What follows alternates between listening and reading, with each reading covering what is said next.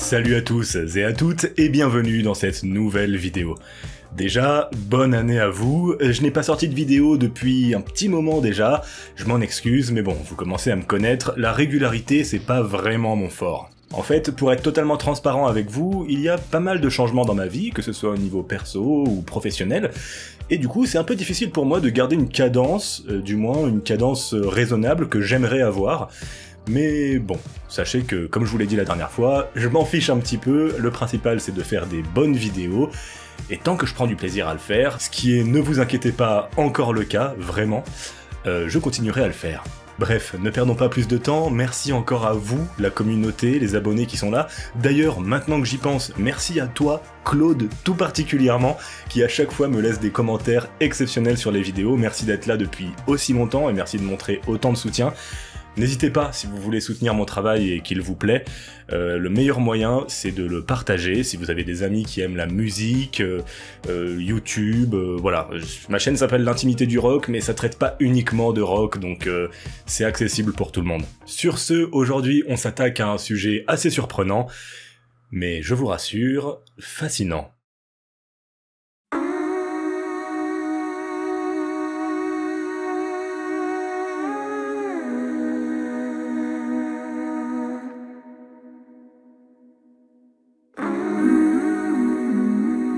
Le soir, j'aime traîner sur YouTube à regarder des vidéos, des performances, des interviews et autres curiosités que j'ai déjà vues en boucle ou au contraire, que je ne connais pas.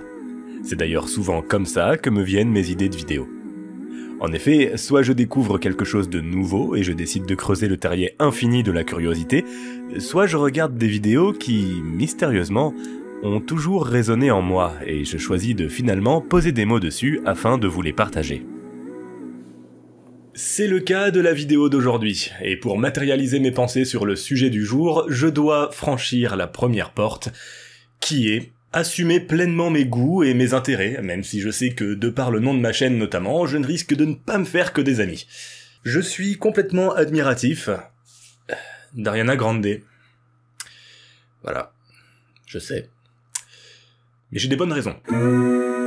Alors, les moins curieux ont déjà déguerpi comme des gazelles apeurées, mais vous me connaissez, je donne toujours absolument tout pour approfondir mon sujet et mon propos, afin que chaque personne un minimum curieuse puisse trouver des raisons objectives de découvrir quelque chose d'étranger. Alors voilà, j'ai découvert Ariana Grande comme tout le monde, sa musique elle est tellement diffusée partout qu'il est presque impossible de passer à côté d'elle, et surtout de cette voix.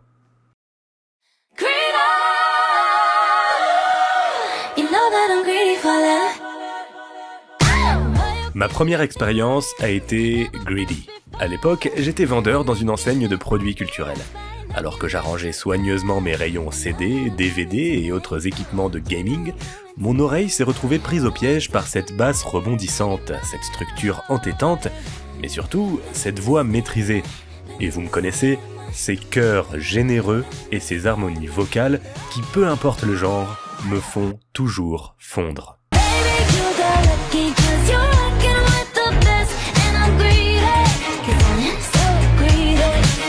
Grâce à internet, je retrouve vite le titre, l'artiste, et je me surprends à avoir été fasciné premier degré, musicalement, et donc à l'aveugle, par Ariana Grande.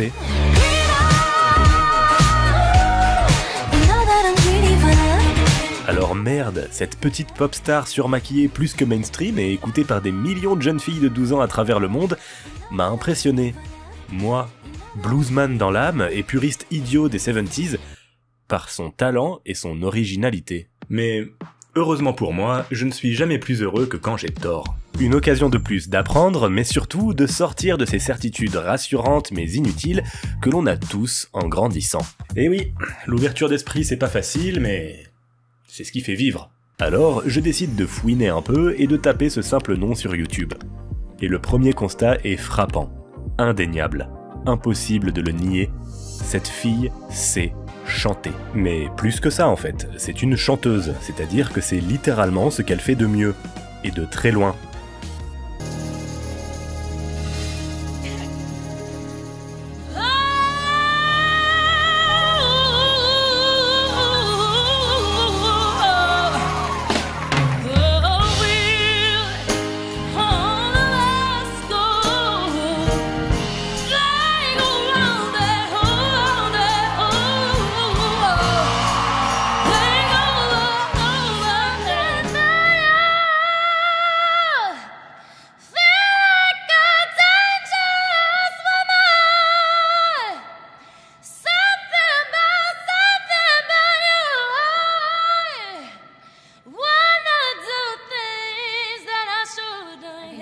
it too many times.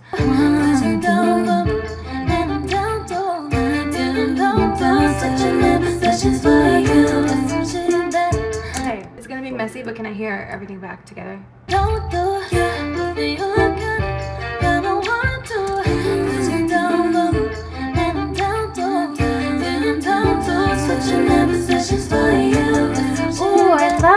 Et en plus de son talent vocal impressionnant, elle s'entoure des mêmes musiciens et s'amuse à poster régulièrement des versions live de ses nouveaux albums, pour montrer qu'il s'agit bien ici de compositions originales et non pas de lignes instrumentales composées à la va-vite. Bon, je ne vais pas vous le cacher, je suis aussi tombé sur certains traits identifiables de notre société d'apparence qui m'ont quelque peu blasé.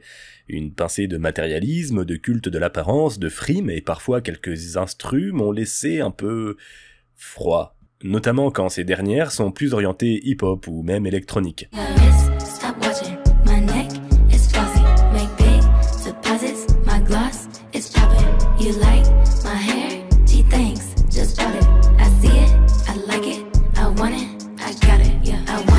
Bref, c'est soit de la très bonne pop moderne inspirée par les plus grandes, soit du hip-hop féminin égo-tripant en plein dans son air.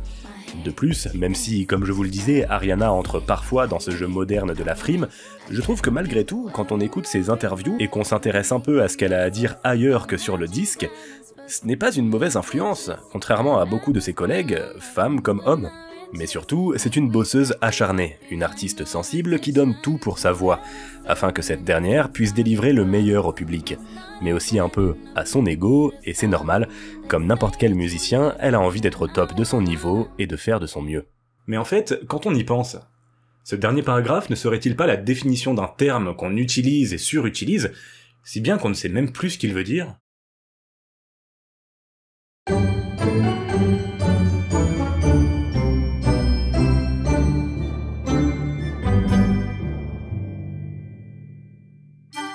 Diva, du latin diva, féminin de divus, signifie déesse. Donc dans l'Antiquité romaine, on utilisait ce mot pour désigner les divinités féminines, mais aussi les impératrices décédées pour les élever au rang de déesses, justement. On saute jusqu'au Moyen-Âge où le terme désigne encore les anciennes déesses romaines dans des ouvrages historiques, mais toujours aucunement des personnes vivantes de la société. Encore un saut temporel, c'est durant l'entrée dans la Renaissance, alors que l'on redécouvre la culture gréco-romaine, que le terme s'utilise un peu plus couramment. Finalement, c'est bien dans la Renaissance italienne que le terme que nous connaissons tous, du moins le vrai terme moderne, si cela veut dire quelque chose, se propage dans la société pour désigner une femme d'une beauté rare et ou d'un talent exceptionnel, surtout sur scène, à l'opéra ou au théâtre. Au XIXe siècle, le terme est installé en opéra. On peut citer l'espagnole Maria Malibran et l'italienne Lina Cavalieri, mais c'est bien au XXe siècle, surtout avec Maria Callas, la fameuse cantatrice grecque, que le terme se popularise pour de vrai. Petit disclaimer de d'habitude, vous le voyez avec le format de la vidéo, on ne peut pas citer tout le monde. Et d'ailleurs, ça n'aurait pas vraiment de sens. Callas est effectivement considérée comme étant l'archétype de la diva moderne, pour les raisons qu'on vient de citer, mais aussi pour autre chose, ses exigences.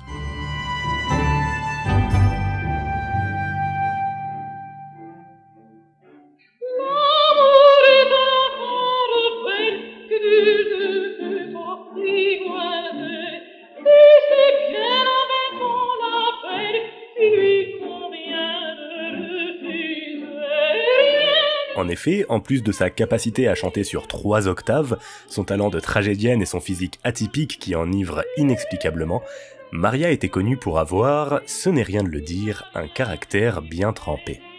On ne compte plus les anecdotes concernant la cantatrice qui n'hésitait pas à faire un scandale quand ses collègues de scène ne se montraient pas à la hauteur de son implication dans la pièce. Justement, elle inquiétait même le public, en allant jusqu'à se transformer physiquement pour parfaitement intégrer ses personnages. Elle ne bronchait pas non plus devant les journalistes, les remettant à leur place quand il le fallait, mais s'amusait aussi d'eux en leur balançant des ragots, des informations intimes, pour les faire parler. Vous nous avez dit en somme jusqu'à présent la femme que vous n'étiez pas. Alors je vous pose la question, quelle femme êtes-vous? Vous parlez de femme sur la scène de la vie, disons, ou sur la scène de théâtre? Peut-être des deux? Non, ce sont deux choses tout à fait différentes.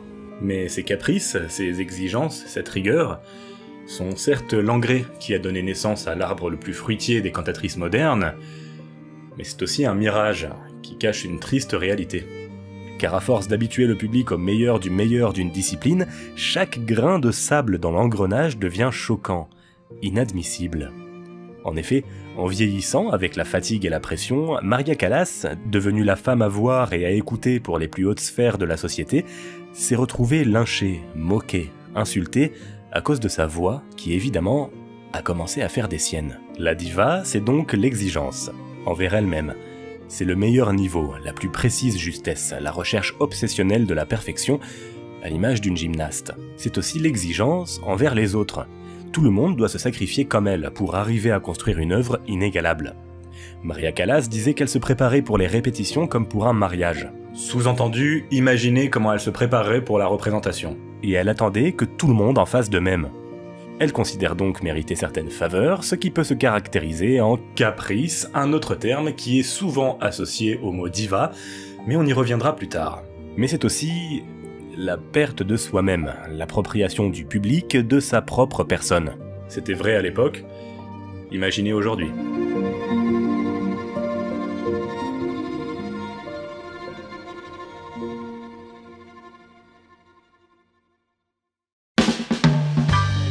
On fait à nouveau un saut dans le temps et on arrive à l'avènement de la soul qu'on a décortiqué dans cette vidéo. Aretha Franklin, la plus productive et la plus puissante des soul ladies, d'ailleurs rapidement couronnée reine de la soul.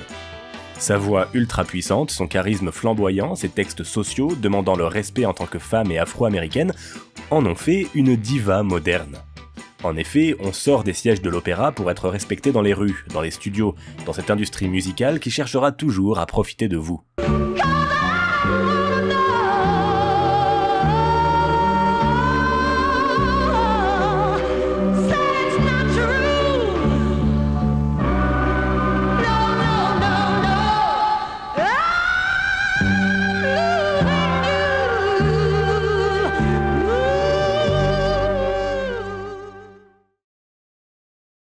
À mon humble avis, c'est à partir des années 80 que le terme diva se divise.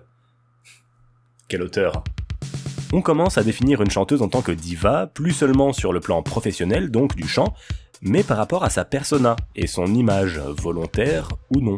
Parce que dans le flow complètement fou et productif des 70s et 80s, avec la recherche incessante de nouveaux talents, de nouvelles starlettes à diviniser, l'industrie musicale voit naître de vraies cantatrices modernes, amoureuses du noble art qu'est le chant, comme Whitney Houston, Tina Turner et Céline Dion, dont on reparlera dans un court instant. Parce qu'en parallèle, on retrouve aussi celle qui est pour moi en grande partie responsable de la transition entre le monde musical ancien et le nouveau, Madonna.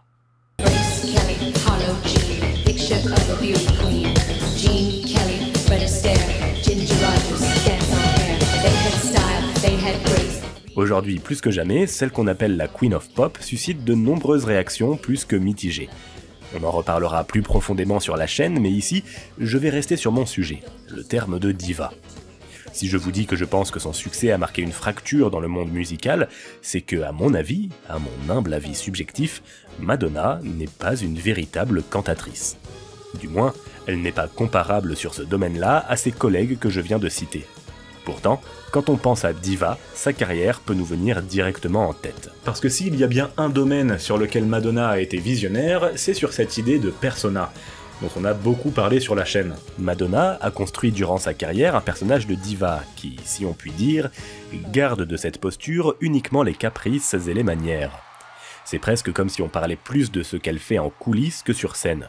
Il fallait compter les pas entre sa limousine et la scène, personne n'avait le droit de la regarder dans les yeux, personne ne devait être sur son chemin, elle commence et termine les concerts quand elle le souhaite, bref, c'est un peu tout ça, sa marque de fabrique. On a basculé dans un monde où ces rumeurs sont devenues presque aussi importantes que la musique, afin de gagner en popularité. Mais à côté de ça, les années 90 nous ont donné ce qu'on appelle depuis la trinité vocale, Mariah Carey, Céline Dion et Whitney Houston. En effet, les fans se sont appropriés ces trois véritables divas, et la guéguerre faisait rage dans chaque clan pour démontrer qui était la plus talentueuse des trois.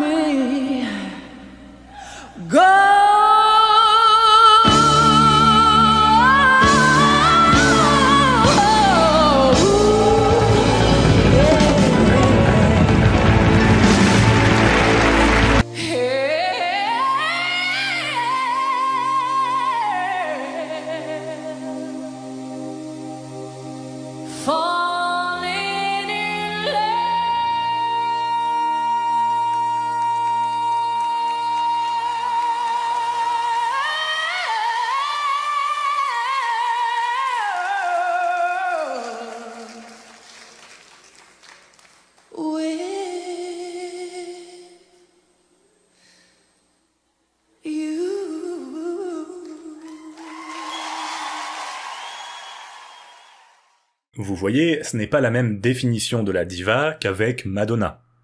Chacune d'entre elles démontrait constamment son talent, en essayant d'atteindre les plus hautes notes, chanter le plus fort et le plus juste possible. Bref, on se rapproche finalement de Maria Callas dans ce qui définit réellement la diva. Les caprices sont encore là, même si à l'image de Callas, il s'agit surtout d'être la plus cocoonée possible afin de se reposer un maximum pour conserver sa voix. Même si l'avènement de la persona Madonna a tout de même influencé ces artistes pour accentuer ce trait, afin de vendre un peu plus de disques. D'ailleurs, on peut aussi citer les démons de ces trois monstres de la chanson. Mariah Carey a avoué souffrir de bipolarité, Céline Dion a traversé beaucoup d'épreuves très difficiles et aujourd'hui elle est malade, et Whitney, eh bien, nous le savons tous. Bref, dans le terme originel diva, c'est comme si le talent le plus précieux s'accompagnait de souffrances, elles aussi très rares. Et pour finir, eh bien on peut dire qu'aujourd'hui on est toujours en plein dans la division de la définition du terme diva. Dans les années 2000, on peut évidemment citer Beyoncé, Alicia Keys, Christina Aguilera, Adele, des artistes connus pour leur voix, pour leur puissance, leur talent et leur travail, qui se sent obligatoirement à l'écoute de leurs disques. Mais on peut aussi citer Britney Spears, la princesse de la pop, descendante donc de Madonna, Rihanna, Katy Perry, Taylor Swift. Et je décide donc de les mettre dans une catégorie différente, pour toutes les raisons que je vous ai citées. Le talent est là, leurs titres sont super, mais ce ne sont que des divas de persona. Lady Gaga, j'ai fait une vidéo sur elle, elle a un talent fou, mais aussi bien instrumental, visuel, que vraiment lié au chant. Elle ne s'est pas faite connaître grâce à une voix phénoménale, mais grâce à une attitude, une vision innovante, un saut dans les années 2000. Même si, vous le savez si vous avez vu ma vidéo, ça reste quand même une cantatrice, mais elle s'est montrée plus tard, elle n'a pas été connue pour ça. Pareil pour Rihanna, bien que j'adore sa voix, elle n'est pas comparable aux grandes chanteuses. Katy Perry fait de la bonne pop américaine, mais en acoustique, elle chante bien. Et encore, ça dépend. Bref, ce ne sont pas des cantatrices. Elles sont des stars féminines, maniérées et parfois capricieuses pour faire parler. Comme je le disais, la deuxième catégorie de diva. D'ailleurs, je tiens à le dire, je ne fais pas de jugement de valeur, je ne suis pas non plus un puriste du talent, je fais simplement un billet d'opinion, d'humeur, sur la synthèse de mes recherches. J'avoue bien aimer la pop moderne, c'est léger, ça fait danser, ça a plein d'avantages. D'ailleurs, personnellement, j'ai toujours eu un faible pour Rihanna et son côté un petit peu plus exotique dans les instrus comme dans la voix. Surtout ce morceau.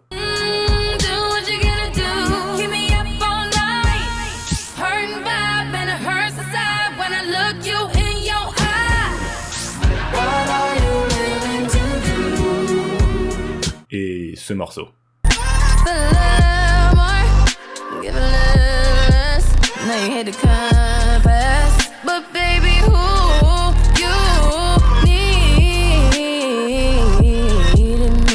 Mais voilà, je classe donc Ariana Grande dans la première catégorie de diva. Car même si la forme a changé, et les manières classiques et pudiques se sont transformées en une sorte d'ego trip, la voix ne ment pas. Comme on l'a vu dans toutes les situations, au studio comme en interview, son chant est sa seule arme. J'aime l'analogie avec la gymnaste, le geste, l'équilibre, la grâce, tout doit être au maximum. La chanteuse, la vraie diva, veut que son corps et son âme soient dédiés à sa capacité vocale.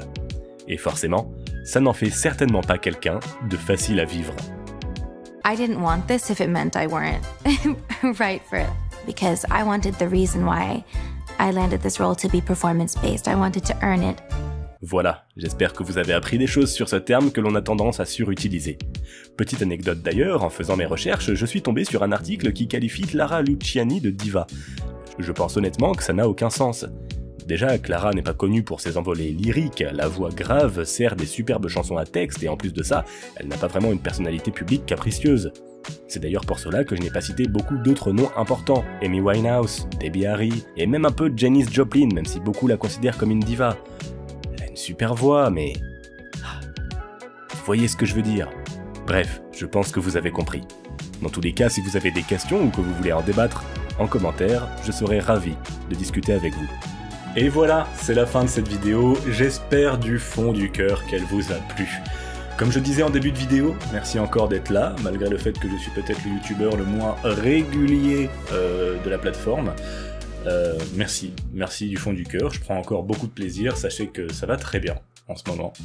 Et j'ai plein de projets pour la chaîne, j'ai encore une vidéo qui est écrite.